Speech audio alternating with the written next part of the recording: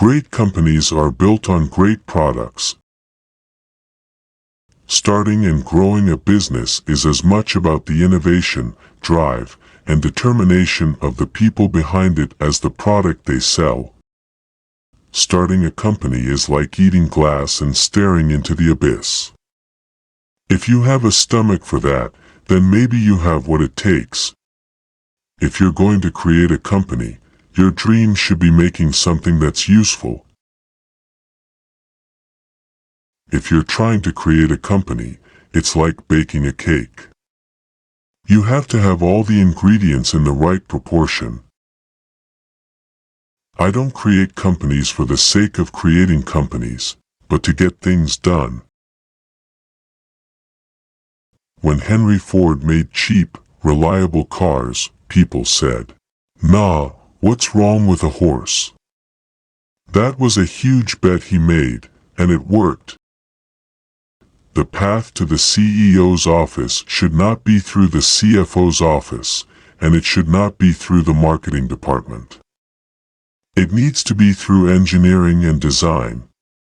It's okay to have your eggs in one basket as long as you control what happens to that basket.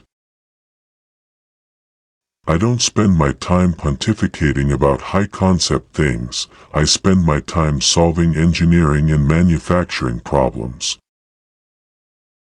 My biggest mistake is probably weighing too much on someone's talent and not someone's personality. I think it matters whether someone has a good heart. It's okay to have your company not succeed. It doesn't mean you're a failure. It just means that your company failed. It's very important to take risks. I think that's a common thread among successful entrepreneurs. They take risks and are not afraid of failure. Optimism, pessimism, fuck that, we're going to make it happen. A company is a group organized to create a product or service, and it is only as good as its people and how excited they are about creating. If you're co-founder or CEO, you have to do all kinds of tasks you might not want to do. If you don't do your chores, the company won't succeed. No task is too menial. I think it is possible for ordinary people to choose to be extraordinary. Persistence is very important. You should not give up unless you are forced to give up. Failure is an option here. If things are not failing, you are not innovating enough. I say something, and then it usually happens. Maybe not on schedule, but it usually happens. You have to be pretty driven to make it happen. Otherwise, you will just make yourself miserable. The reality is, if you want to do something innovative and groundbreaking, you can't follow others. Life is too short for long-term grudges. I do think of myself as a pioneer. I've always thought that the future is vastly more interesting than the past. People work better when they know what the goal is and why. It is important that people look forward to coming to work in the morning and enjoy working. You want to have a future where you're expecting things to be better, not one where you're expecting things to be worse. You get paid in direct proportion to the difficulty of problems you solve. I think the value of beauty and inspiration should be much higher. I think we are at the dawn of a new era in commercial space exploration. Don't confuse education with schooling. I didn't go to Harvard, but people who work for me did. The first step is to establish that something is possible, then probability will occur. I think that's the single best piece of advice. Constantly think about how you could be doing things better and questioning yourself. I do think of him as the Thomas Edison of our time. I think he's been a great innovator. The only thing standing between you and your goal is the story you keep telling yourself as to why you can't achieve it. If you get up in the morning and think the future is going to be better, it is a bright day. Otherwise, it's not. When something is important enough, you do it even if the odds are not in your favor. There's a tremendous bias against taking risks. Everyone is trying to optimize their ass covering. I think it's very important to have a feedback loop where you're constantly thinking about what you've done and how you could be doing it better. Some people don't like change, but you need to embrace change if the alternative is a disaster. Really pay attention to negative feedback and solicit it, particularly from friends. Hardly anyone does that, and it's incredibly helpful.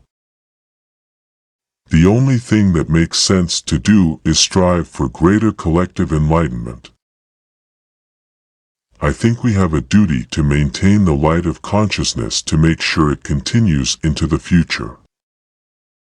I always have optimism, but I'm realistic.